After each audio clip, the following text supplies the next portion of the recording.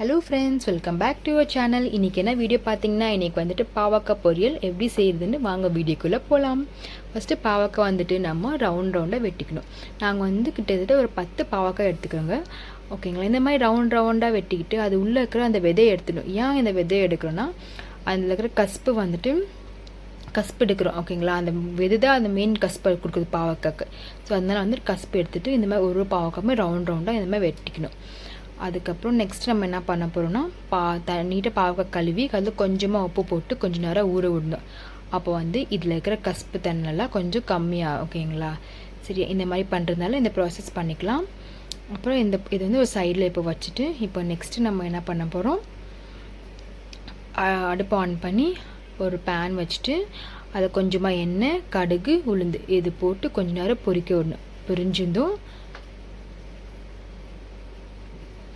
நம்ம வந்து நெக்ஸ்ட் என்ன பண்ண வெள்ளை கொஞ்சம் பொரிஞ்சிச்சு. எனக்கு பொரிஞ்சிட்டுக்கப்புறம் நம்ம வெட்டி வச்சுக்கிற ஒரு வெங்காயம், ஒரு பல் பூண்டு, கொஞ்சமாக கருவேப்பிலை.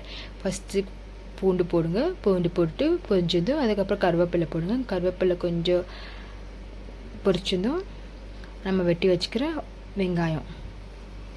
வெங்காயம் போட்டுட்டு நல்லா கொஞ்சம் ரோஸ்ட் பண்ணுங்க. நல்லா கொஞ்சம் வதங்குங்க. ஓகேங்களா? நல்லா கொஞ்சம் ரோஸ்ட் ஆனதும் அதுக்கப்புறமா என்ன பண்ணணும், நல்லா ரோஸ்ட் ஆகிடுச்சு. ரோஸ்ட் ஆனதுக்கப்புறமா நம்ம ஊற வச்சுக்கிறோம் இல்லையா பாவக்காய், அந்த பாவக்காய் எடுத்துகிட்டு இந்த பேனில் போட்டுடலாம். ஓகேங்களா? எல்லா பாவக்காயும் போட்டுட்டு அப்போ எல்லாமே நல்லா நீட்டாக கிளறி விட்டுக்கலாம். ஓகேங்களா? எல்லாமே நல்லா நீட்டாக கிளறி விட்டுட்டு அழகாக இப்போ கொஞ்ச நேரம் வந்து இப்போ காயை கொஞ்சம் வேகணும். சரிங்களா? அதுக்கப்புறமா ஃபஸ்ட்டு நம்ம உப்பு போட்டுடலாம். தேவையான அளவு உங்கள் உப்பு போட்டுக்கோங்க. உப்பு போட்டு நல்லா திருப்பி கிளறி விட்டுட்டு அழகாக இப்போ கிளறி ஆயிடுச்சு. இப்போ கிளறிட்ட அப்புறமா கொஞ்சம் நேரம் வந்து தட்டை போட்டு மூடி வச்சுருங்க. கொஞ்சம் நேரம் பாவக்காய் வேகணும்.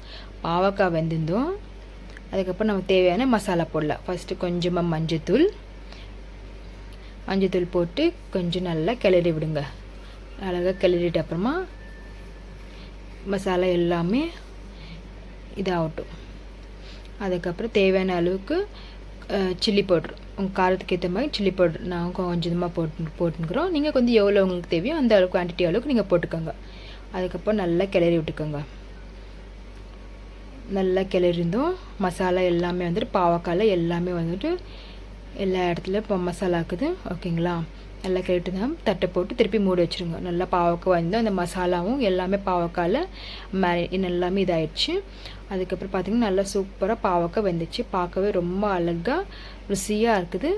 ஓகேங்களா? இந்த மாதிரி நீங்கள் ட்ரை பண்ணி பாருங்கள். ட்ரை பண்ணி பார்த்துட்டு நீங்கள் சொல்லுங்கள் எப்படி இருக்குதுன்ட்டு. எங்கள் ஸ்டைலில் நாங்கள் பாவக்காய் பண்ணிக்கிறோம். இப்போது டேஸ்டிங் பார்க்கலாம். இப்போ பாவக்காய் நல்லபடி வெந்துச்சு. பார்த்தாங்களும் தெரியுது பாவக்காய் அழகாக சூப்பராக வந்துச்சு. இந்த மாதிரி ஒரு இன்ட்ரெஸ்டிங்கான வீடியோஸ் பார்க்க நம்ம சேனல் லைக் பண்ணுங்கள், ஷேர் பண்ணுங்கள், சப்ஸ்கிரைப் பண்ணுங்கள். பாய், தேங்க்யூ.